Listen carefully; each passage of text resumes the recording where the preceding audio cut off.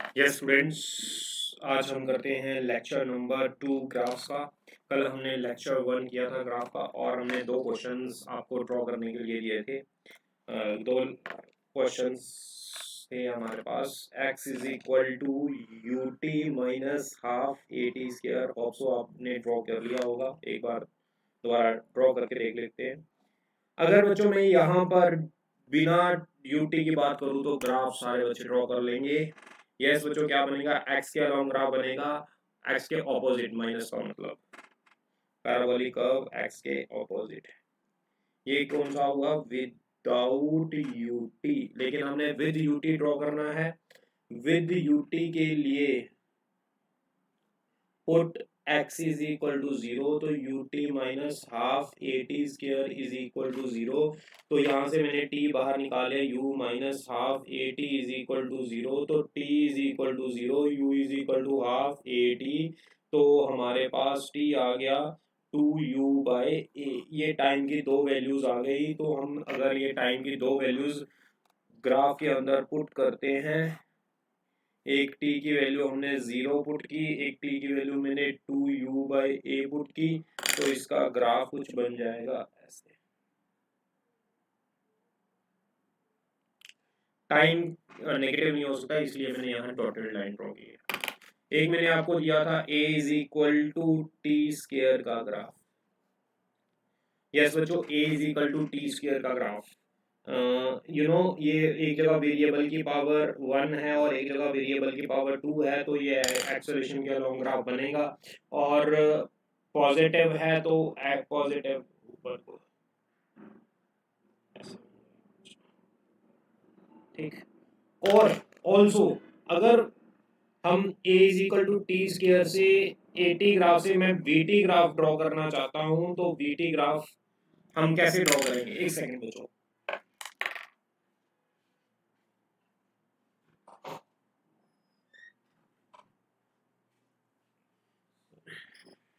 अगर हम यहाँ पर एटी ग्राफ से वीटी ग्राफ ड्रॉ करना चाहते हैं, उसके लिए हमें क्या करना पड़ेगा? इसका डिफरेंशिएशन करना पड़ेगा। a is equal to T square का डिफरेंशिएशन क्या होता है? ये सोचो, छोड़ो, अगले स्टेप में करते हैं। इसको यहीं पर आप रोक लो, नेक्स्ट हम करते हैं।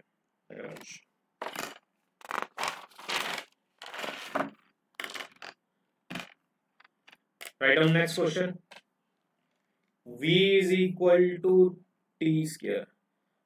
Draw vt graph and at graph. vt graph and at graph हमने ड्रॉ करने हैं इसके। यस बच्चों, अगर हमने इसके vt और at ग्राफ ड्रॉ करने हैं, उसके लिए हमें क्या करना पड़ेगा? v इज इक्वल टू हमारे पास है t स्क्वायर। तो सबसे पहले तो vt ग्राफ तो हम आसानी से ड्रॉ कर लेंगे, उसमें तो कोई दिक्कत नहीं आने वाली किसी को। अगर हमने वेलोसिटी से एक्सेलरेशन पर जाना है, तो हमें इसकी क्या करनी पड़ेगी? Differentiation. v is equal to T square है dv upon dt 2t which is called acceleration. तो एक्सेलरेशन कितनी आ गई? a is equal to 2t।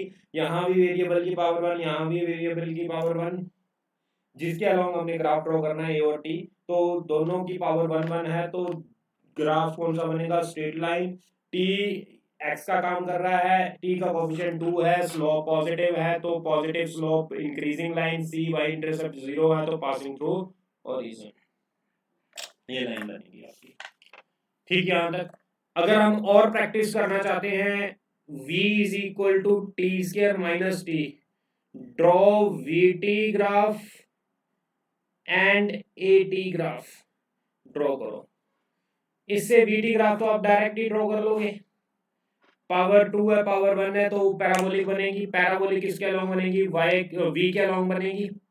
तो अगर पैराबोलिक v के अलोंग बनेगी, आपको विदाउट t, अगर t ना होता तो सीधा ऊपर को बन जाती है ऐसे।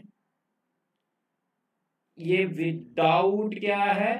t, लेकिन हमने विद t बनाना है, तो put v is equal to 0, तो t square minus t is equal to 0 common निकाल लिया, t minus 1 is equal to 0, t is equal to 0, t is equal to 1।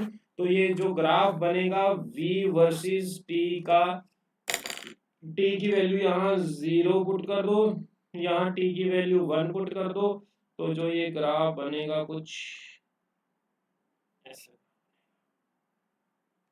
ऐसी पैराबोलिक।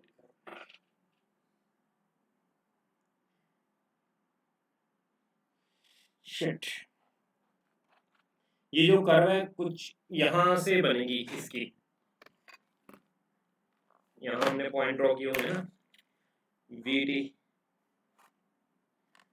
वी टी 0 है और T की वैल्यू कितनी है 1, T की वैल्यू 1 है, ये तो हम ग्राफ ऑलरेडी ड्रॉ कर चुके हैं ना, ऐसा कर्व है पैराबोलिक कर्व।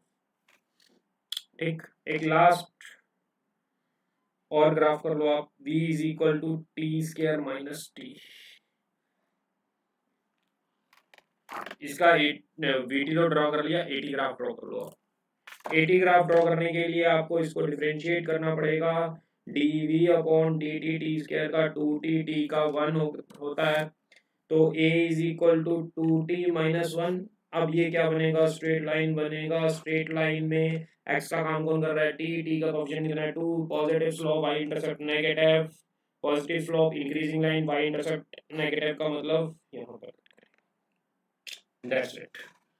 ये हमने स्लोप का काम, सॉरी ग्राफ का काम, पैराबोलिक कर्व का काम समझ लिया। अब हम पैराबोलिक कर्व की स्लोप कैसे कैलकुलेट करते हैं आज हम वो सीखेंगे, और बहुत इंपॉर्टेंट पार्ट है। जैसे हमने स्ट्रेट लाइन की स्लोप सीखी थी, आज हम पैराबोलिक कर्व की स्लोप सीखेंगे। थोड़ा सा आपको पेशेंस रखने पड़ेंगे इस चीज में, थोड़ा सा टफ भी हो सकता है, टफ लग सकता है आपको। ये एक्चुअली मैथमेटिक पार्ट है जो हम फिजिक्स में कर रहे हैं, जितना का हमें मैथमेटिक पार्ट फिजिक्स में जरूरत है हम उतना कर रहे हैं। यस बच्चों, ये y एक्सिस है, ये x एक्सिस है, पैराबोलिक कर्व का मैंने कुछ भी हिस्सा मान लिया, कोई भी कर्व। ठीक, अगर मैंने यहाँ पर किसी भी पॉइंट को टेंजेंट किसी भी पॉइंट पर मैंने एक टेंजेंट ड्रॉ कर दिया, इस टेंजेंट के साथ x एक्सिस के साथ मैंने एंगल देख लिया थीटा। अगर ये थीटा क्लॉकवाइज होता है, इंक्रीजिंग लाइन का थीटा हमेशा पॉजिटिव होता है, थीटा पॉजिटिव होता है, तो स्लोप भी पॉजिटिव होगी, m is equal to tan theta, slope भी क्या होगी, पॉजिटिव। लेकिन यहाँ पर देखो बच्चों, हर एक पॉइंट पर एंगल सेम नहीं है। स्ट्रेट लाइन में एंगल हर एक पॉइंट पर सेम होता था, यहाँ हर एक पॉइंट पर एंगल सेम नहीं है। कैसे, देखो ध्यान से देखो आप, अगर मैं बात करूं यहाँ पर इस पॉइंट पर टेंजेंट ऐसे ड्रॉ हुआ, एक्स एक्सिस के साथ एंगल ये होगा। इस पॉइंट पर टेंजेंट ऐसे ड्रॉ हुआ, एक्स एक्सिस पर एंगल ये होगा। इस पॉइंट पर टेंजेंट मैंने ऐसे ड्रॉ किया, एक्स एक्सिस पर एंगल ये होगा। ये मेरा थीटा 1 है, ये मेरा थीटा 2 है, ये मेरा थीटा 3 है। Theta 3 greater than theta 2 greater than theta 1, यानी theta is increasing. m is equal to tan theta, theta positive and increasing. अगर थीटा पॉजिटिव है, इंक्रीज भी हो रहा है, तो स्लोप भी पॉजिटिव एंड इंक्रीजिंग होगी बच्चों। तो स्लोप भी पॉजिटिव एंड इंक्रीजिंग ही होगी। इसी तरह अगर मैं बात करूं अगले ग्राफ की, अगर मैं ग्राफ कुछ ऐसे ड्रॉ कर लूं, ये y एक्सिस है, ये मेरा x एक्सिस है, मैंने ग्राफ ऐसे ड्रॉ कर लिया। मैंने किसी भी पॉइंट पर टेंजेंट मान के, किसी भी कर्व पर एक मैंने पॉइंट मानकर टेंजेंट ड्रॉ कर दिया और एक्स एक्सिस के साथ एंगल देख लिया। पहली बात तो ये डिक्रीजिंग लाइन बन रही है, ये जो टेंजेंट बन रहा है डिक्रीजिंग लाइन का, तो यहाँ पर थीटा क्या होना है, नेगेटिव होना है, वो तो आपको पता ही है। तो थीटा नेगेटिव, तो स्लोप भी क्या होगी, नेगेटिव होगी। अब थीटा देखो इंक्रीज कर रहा है या डिक्रीज कर रहा है, यहाँ पर टेंजेंट ड्रॉ कर लो, यहाँ पर एक टेंजेंट ड्रॉ कर लो, एक्स एक्सिस के साथ एंगल देख लो, एक्स एक्सिस के, यहाँ थीटा 3 थीटा 2 थीटा 1, वहां पर थीटा क्या कर रहा था बच्चों हमारा, थीटा इंक्रीज कर रहा है, वेरी गुड। यहाँ पर थीटा क्या कर रहा है हमारे पास, थीटा नेगेटिव एंड डिक्रीजिंग, यहाँ थीटा नेगेटिव एंड डिक्रीजिंग, तो स्लोप भी क्या होगी, नेगेटिव एंड डिक्रीजिंग। अगर मैं आपको ये कर्व दे दूं y x, ये मैंने यहाँ पर एक कर्व ड्रॉ कर दी a से b, b से c, आपने बताना है कौन से हिस्से की स्लोप पॉजिटिव एंड इंक्रीजिंग है, कौन से की नेगेटिव एंड डिक्रीजिंग है। कर्व की हमेशा स्लोप कांस्टेंट नहीं होगी, ये बात याद रख लो, जहां इंक्रीज करेगी जहां डिक्रीज करेगी। तो मैं पहले बात करूं a टू b की, a टू b की, आपने सबसे पहले तो ये देखना है कि a टू b में सबसे पहले तो इंक्रीजिंग लाइन है या डिक्रीजिंग, वो आपको टेंजेंट से पता लग जाएगा। किसी भी पॉइंट पर टेंजेंट ड्रॉ कर दो, ये डिक्रीजिंग लाइन है तो स्लोप क्या होगी, नेगेटिव। एंड एंगल क्या हो रहा था, कम हो रहा था, इधर जा रहे थे, ये देख लो ऊपर बना हुआ यही कर्व है, एंगल क्या हो रहा था कम, तो स्लोप भी क्या हो रही थी, डिक्रीज। तो इस लाइन की ए से बी तक slope negative and decreasing, B से सी तक की बच्चों बी टू सी क्या होगी, ये किसी भी पॉइंट पर टेंजेंट ड्रॉ कर लो तो ये क्या होता है, पॉजिटिव इंक्रीजिंग लाइन, तो स्लोप होगी पॉजिटिव एंड, यस बच्चों slope positive and angle increase कर रहा है तो इंक्रीजिंग। इसका मैं आपको शॉर्टकट भी बता देता हूं।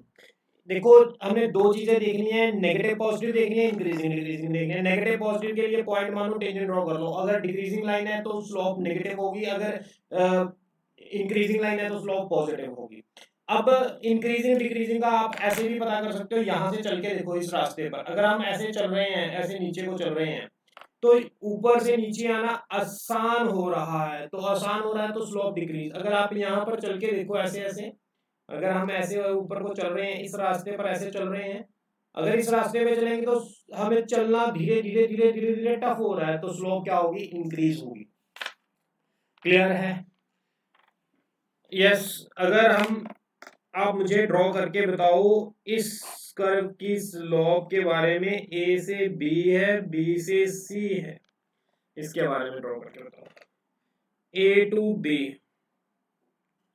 ए टू बी अगर मैं बात करूं, A to B, A to B में हमारे पास सबसे पहले तो आप ड्रॉ करके देखो टेंजेंट किसी भी पॉइंट पर, मान लो इस पॉइंट पर मैंने टेंजेंट मान लिया, ये टेंजेंट कौन सा, इंक्रीजिंग लाइन है, तो स्लोप क्या होगी, सबसे पहले तो आपको पता लगे इंक्रीजिंग मतलब पॉजिटिव एंड, अब ये देखना है डिक्रीजिंग है या इंक्रीजिंग है। आप यहां से चलकर देखो, यहां पर चलना रास्ते पर बहुत टफ है, धीरे धीरे धीरे धीरे धीरे धीरे धीरे धीरे धीरे धीरे धीरे चलना आसान हो रहा है, यहाँ पर चलना स्लिप करने के चांसेस बहुत है, यहाँ पर टफ है और यहाँ पर आसान हो रहा है, तो स्लोप पॉजिटिव एंड डिक्रीजिंग। यहां चल के देखो बी से सी, सबसे पहले पॉजिटिव एंड नेगेटिव देखो, टेंजेंट ड्रॉ कर लिया पॉइंट मान के, तो ये बी टू सी हमारे पास स्लोप, अगर ये डिक्रीजिंग लाइन आ गई तो नेगेटिव आ जाएगा। एंड अब चलकर देखो, अगर मैं चल रहा हूं, ये आसान है यहाँ चलना, यहाँ पर स्लिप होने के चांसेस बहुत ज्यादा बढ़ रहे हैं, तो ये यहाँ पर आप स्लिप बड़े आसानी से कर सकते हो, तो ये यहाँ पर चलना आसान है, धीरे धीरे चलना टफ हो रहा है, तो स्लोप जो होगी वो B to C negative and increasing होगी। ठीक, यहां तक आगे चले। ओके बच्चों, ये हमने स्लोप का कॉन्सेप्ट कर लिया, कल हम इसकी प्रैक्टिस करेंगे। Okay bye, take care.